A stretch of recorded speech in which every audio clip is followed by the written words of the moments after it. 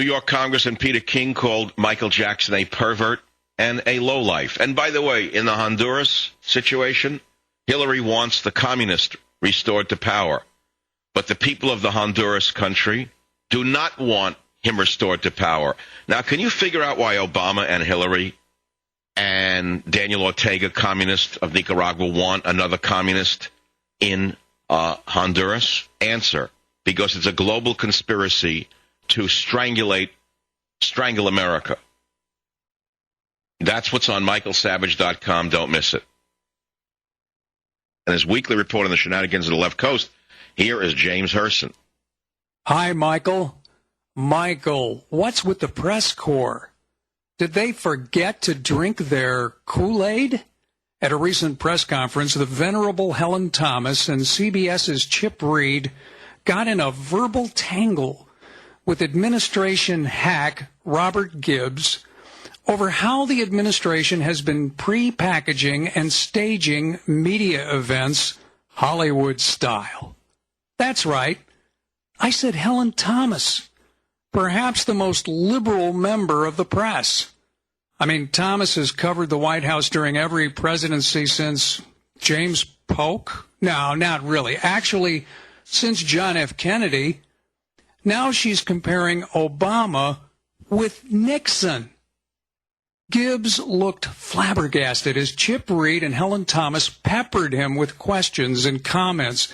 The two reporters were visibly upset over the White House's Hollywood staging of so-called town hall meetings and press conferences. The condescending Gibbs had no substantive response about the pre-screened questions and plants. First, Reed asked why the questions for the recent town hall on health care were pre-selected.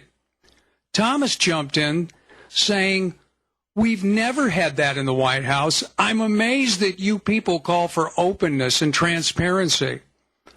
Thomas pointed out how they coordinated questions with the Huffington Post at a press conference. She called the White House's treatment of the press really shocking and accused them, get this, Michael, of a pattern of controlling the press. "It's blatant," she said. "They ought to be hanging their heads in shame." And Reed appeared to agree with that, and Thomas later told CNS News that even Nixon didn't try to do that. They're supposed to stay out of our business. They are our public servants. We pay them. Them, meaning government. And, folks, they want lots more pay, don't they? While that was going on, the rest of the media were focusing on the Michael Jackson story. In fact, John Stossel's healthcare expose was unceremoniously dumped by ABC, supposedly to make room for more Jackson coverage. Now, part of the reason for all this Jackson coverage is our society's celebrity obsession. A tragic manifestation of this is shown when the man behind the world's biggest online Michael Jackson fan club told the press that Jackson fans have actually committed suicide because of the star's death. Oh, my God.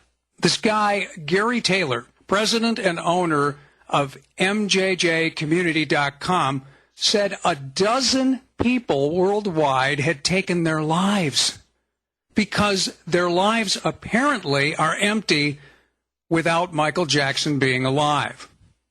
The Reverend Jesse Jackson even felt the need to record a YouTube video urging Jackson fans not to self-destruct.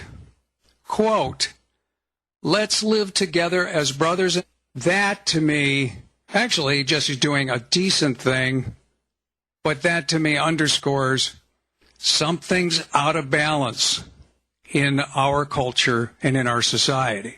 As you know, Michael, we ran a story here at Newsmax on the British government having denied consultation with the U.S. government on the placing of your name on that vile list the disgraced Home Secretary Jackie Smith put together. But The British government has admitted that British and American officials have since discussed your case. Now that raises a very important question. It's one the media hasn't asked. They've been too busy. If the Obama administration is talking to the British government about Smith's list, a list that clearly and unjustly defames an American citizen, then what in the heck is your name still doing on a list of terrorists and murderers?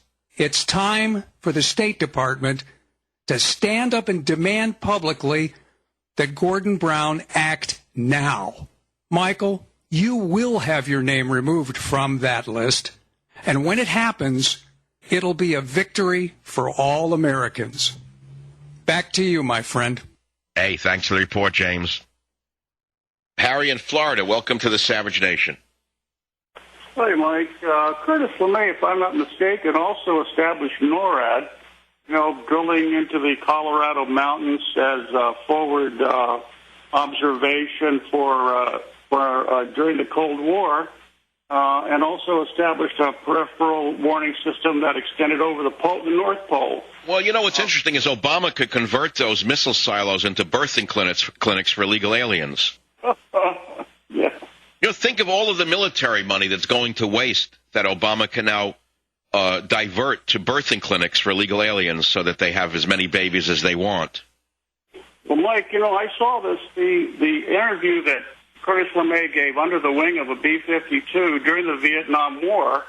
And he was asked, what are we doing wrong? What are we not doing? And he said we should bomb North Vietnam back to the Stone Age and not leave anything higher than 3 feet in the entire country until they unconditionally surrender. We had the firepower to do it. China was weak. The Russians were substantially weaker. We could have brought the North Vietnamese to their knees in a matter of weeks if we had the will, and saved a lot of... Let's look back. Let's look at this in retrospect. Why were we in Vietnam to begin with is the question. I don't even think we belong there. You look back now, all these men who died, all these men who were injured, all the civilians who were killed for what? Vietnam today is a modified communist/capitalist nation at relative peace. Why were millions of people killed? For what reason? I mean, you want to think about it. But once you unleash a military, you should unleash them to win, not to lose. So I understand what you're saying, but this is a very difficult question in a sense. I don't believe we should have been in Vietnam. It was the CETO Treaty, that Southeast Asian Treaty Organization, where attack on one is an attack on all. So we were treaty bound. Well, I believe who got us into Vietnam, let's not forget, it was a Democrat named John Fitzgerald Kennedy. I think people forget that. They like to think Republicans are warmongers. It was John Fitzgerald Kennedy who got us into Vietnam. Let's never forget that. It was a gigantic tactical and strategic error, in my opinion. Because they believed in a domino theory. That is, if Vietnam became communist, all of Asia would fall. Is that right? That's it, yeah. Well, all of Asia has fallen. It's all communist, basically, one way or the other. I mean, where is it not a where is there no communism in Asia? Let's look at Japan. The one shining example of a great Asian nation that is not a communist nation. It's Japan. So you had a domino theory. You have China, you have Vietnam, you have Myanmar, you have the other countries. Okay, Thailand, you could say, is not a communist dictatorship, so it's a sort of quasi-Islamic dictatorship in Thailand, if you want to look at it that way, even though it's a Buddhist nation. You have the military now basically running things behind the scenes. It's not a communist nation. It certainly didn't fall to communism, did it?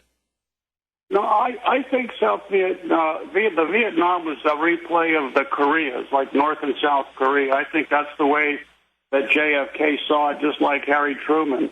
I think he wanted to be another Harry Truman. But what I'm saying is, looking back today, how many years later, how many years ago was Vietnam? For God's sakes, you're talking about 1965, 66. You're talking about 40 years ago, right? Almost a half a century ago. You look back now, you take a deep breath, and you say they were wrong.